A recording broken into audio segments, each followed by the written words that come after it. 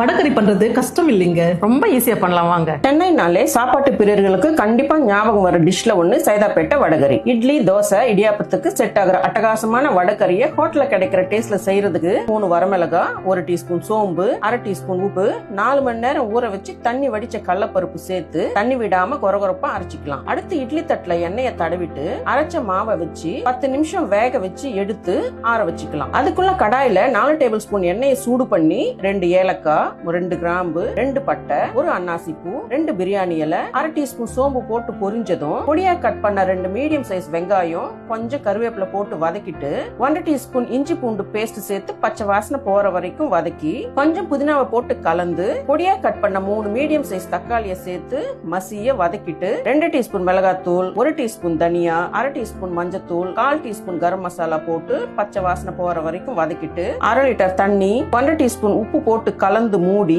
கொதிக்க விடலாம். இப்போ ஆறின பருப்பு உருண்டையை உதிர்த்து குழம்புல போட்டு கலந்து மூடி 10 நிமிஷம் மீடியம் ஃபிளேம்ல வேக விட்டு கொத்தமல்லி, கருவேப்பிலை போட்டு கலந்து இறக்கினா அருமையான வடகறி ரெடி.